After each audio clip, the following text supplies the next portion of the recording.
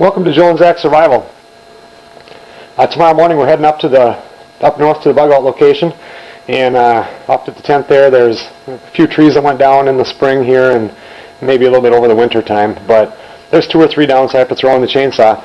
And I just want to let you guys know that I've got a Stihl. This is an MS360, and this machine, I have cut so much wood with this and so many trees down with it, and I just have never had any trouble. I had one prior to this that was, I believe at that time they were calling it an 038 or an 036 that I got from my dad. Had that for years and finally just decided to buy a new one. That one still ran, but it was getting pretty old, and that was at least 20 years old. So this machine here is, I think it's about 7 years old now, and it just works perfectly. All I have on this one right now is my 16-inch bar. I do have a 20-inch bar for it also, but the 16-inch, for most applications, this works well. If I got bigger trees to cut down, then I'll put on the bigger bar, but this thing gives you all the power that you ever need. Well, since I'm going up there, I'm going to touch this blade up. I haven't used it since last fall, and I just wanted to go through how I do it. It's quick and easy.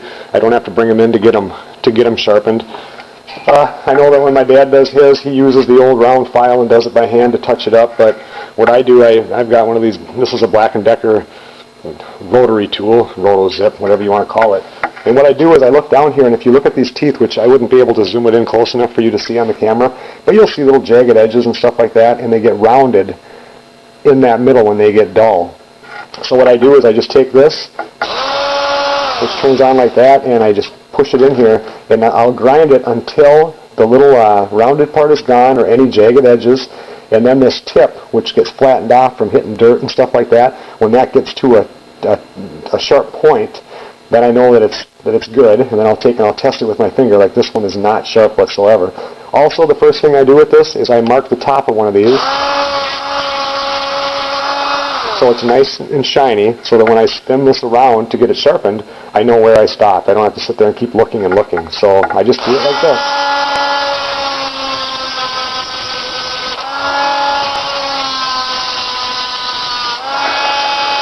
That one looks good.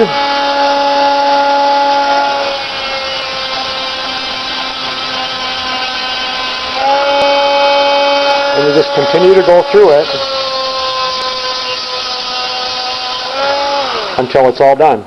So you can get one of these sharpened in 5 minutes. And then I have about 10 blades, and I'll just go. You don't have to have it on the machine to sharpen it, but it works out real well that way. So there you go. Thanks a lot for watching the Joe and Zach Survival Channel.